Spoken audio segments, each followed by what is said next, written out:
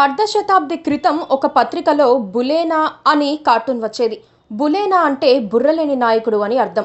అప్పట్లోనే రాజకీయ నాయకులు అవివేకంగా ఇష్టానుసారంగా వ్యవహరిస్తూ ఉంటే వాటికి కౌంటర్గా బులేనా జోక్స్ వస్తూ ఉండేవి. ఇప్పుడు చాన్నాళ్ల తర్వాత బుర్రలేని నాయకుడు అలియాస్ బులేనా మన మధ్యలో తిరుగుతున్నారనిపిస్తోంది. ఆయనే కిలారి ఆనంద్ పాల్. మనం ముద్దుగా పిలుచుకునే క్రైస్తవ బోధకుడు, రాజకీయ నాయకుడైన కేఏ పాల్. తొండ ముదిరి ఊసర్వెల్లైనట్లుగా రాజకీయాల్లో పాల్ పరిస్థితి తయారైంది. ఆయన ఏం మాట్లాడుతున్నారు, ఎందుకు మాట్లాడుతున్నారో ఎవ్వరికీ అర్థం కాని స్టేజ్లోకి పాల్ వెళ్లిపోయారు. దేశంలోనే కాదు, ప్రపంచంలో ఏది జరిగినా అది తన వల్లేనని పాల్ చెప్పుకునే పరిస్థితి వచ్చేసింది.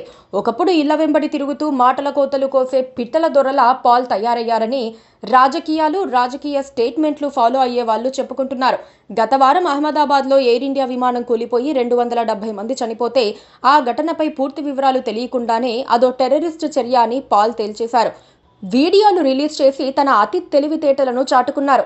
ఇప్పటి వరకు జరిగిన విచారణలో ఎక్కడా ఉగ్రవాద ఆనవాళ్లు లేకపోగా ఏదైనా ద్రోహం జరిగినట్లు కూడా దాఖలాలు లేవు. పైగా కేంద్ర మంత్రి రామ్మోహన్ నాయుడుకు ఏమీ తెలియదని ప్రధాని మోదీ వెంటనే స్పందించి రామ్మోహన్ నాయుడు స్థానంలో మరొకరిని విమానయాన మంత్రిగా నియమించాలని పాల్ హితబోధ చేశారు. పాల్ రాజకీయాల్లోకి ఎంటర్ అయినప్పటి నుంచి అలా తయారయ్యారు. మీడియా పెరిగిపోయి ఎవరో ఒకరు ఆయన నోటి దగ్గర మైక్ పెడుతూ ఉంటే అది తన గొప్పదనం అనుకుని ఇష్టానుసారం మాట్లాడేస్తున్నారు. రెండు దేశాల మధ్య ఏదైనా జరిగి మళ్లీ రాజీ కుదిరితే తనను బతిమాలుకుంటే మాట్లాడి రాజీ చేశానని పాల్ చెప్పుకుంటారు. ఇజ్రాయెల్ ఇరాక్ యుద్ధాన్ని కూడా తానే ఆపిస్తానని ఆయన స్టేట్మెంట్ ఇచ్చేశారు. ఒక్క ఎన్నికలో కూడా డిపాజిట్ రాని పాల్ అమెరికా అధ్యక్ష ఎన్నికల్లో ట్రంప్ను గెలిపించానని చెప్పుకుంటారు. మోదీ తన సలహా తీసుకుంటే దేశం బాగుపడుతుందని పాల్ చెప్పుకుంటూ తిరుగుతారు. పాల్ మరో మాట కూడా చెబుతారు.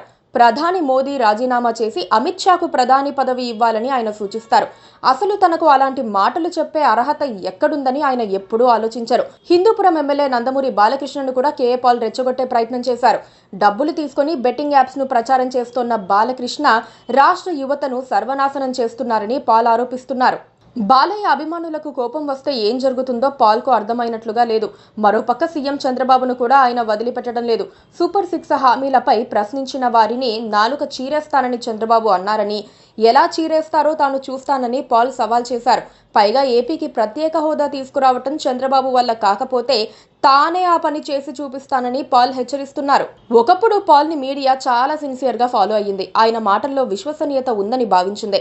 రాను రాను అర్థం లేని స్టేట్మెంట్స్ ఇవ్వడంతో పాల్ ను పట్టించుకోవడం మానేసింది. పైగా జనం కూడా పాల్ ను కామెడీ స్టార్ గా ట్రీట్ చేయడంతో ఆయన వీడియోలకు రేటింగ్ తగ్గిపోయింది.